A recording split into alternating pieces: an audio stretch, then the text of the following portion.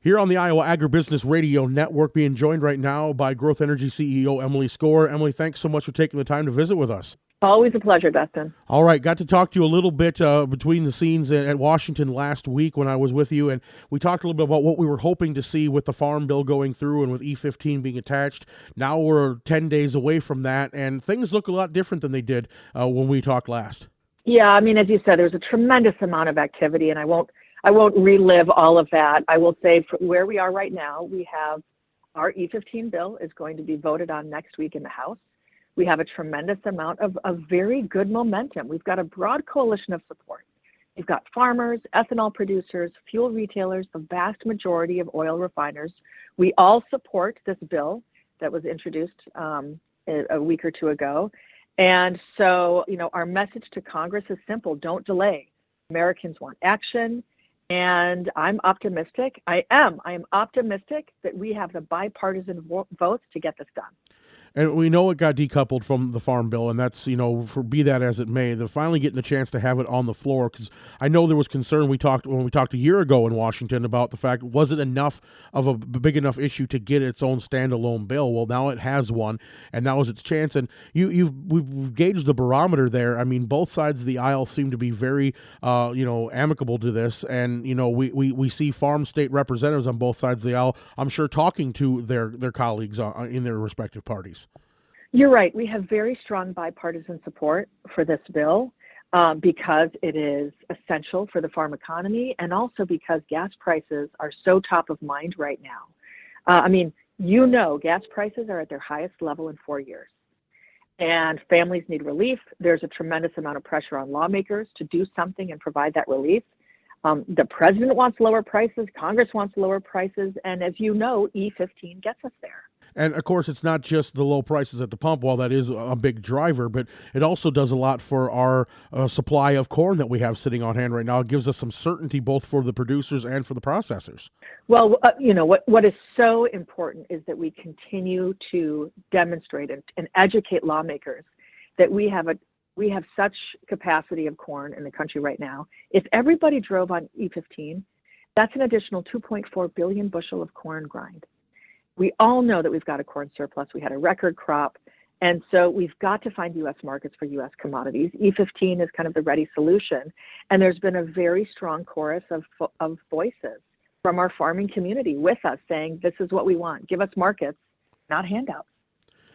And, we've got 8 Midwestern states that already have it year-round, so it's not a problem for us in Iowa. But, you have states like California or Texas or wherever that maybe want to see more demand for it, or see we have the demand for it. Getting this year-round across obviously allows these retailers to be able to now invest in the proper equipment they need to have E15 available. Well, and this is where the retailers have been very clear. You've got about 5,000 stations that offer E15 right now. But you have well over 100,000 gas stations across the country. E15 is legal in all 50 states. But what is holding retailers back from investing in offering this fuel choice is the uncertainty. They have to wait every spring. Do I have a waiver? Is the government going to allow me to sell this in the summer? And so they're not going to invest until they have that certainty. So I think we really unleash the potential of E15 when we get this year-round E15 solution. And I'm going to add, too, this summer alone, E15 is projected to save American drivers more than $150 million at the pump. And that's just at the stations where they're currently offering it. Imagine if you extrapolate that to every gas station across the country. That is a real savings at a time when people desperately need that. Right. And as we've talked about many times before, Emily, this has never been a matter of a mandate that you have to use it. It's just having it available so that people that want to choose it have that ability to do so.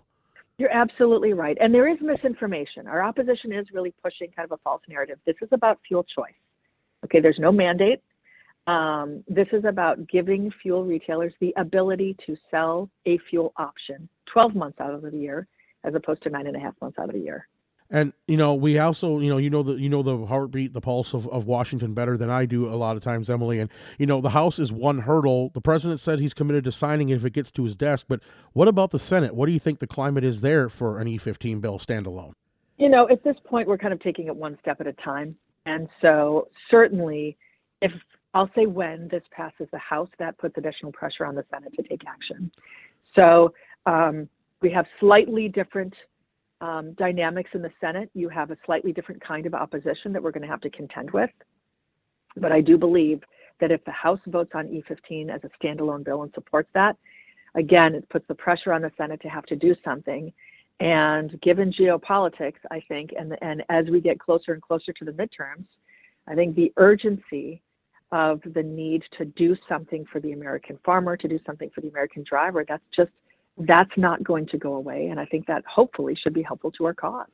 All right. Well, Emily, I know you guys are very busy at trying to get the message across to members of Congress and bringing people in to help talk about this, tell their stories about it as well. What can the average farmer be doing here in this next week to help get their congressional people, on board, making sure they're helping do everything they can? And that is my ask. We do have to make our voices heard. Go to growthenergy.org/E15 now. Your legislators need to hear from you. They need to hear from you how critically important this is so that they will follow through and overcome a little bit of opposition from some of their colleagues. So yes, lend your voice, remind lawmakers how important this is for the American rural economy and for the broader American economy as well. All right. Well, Emily, we thank you so much for your time and look forward to hearing good news here coming up on the 13th. I hope so. I look forward to that.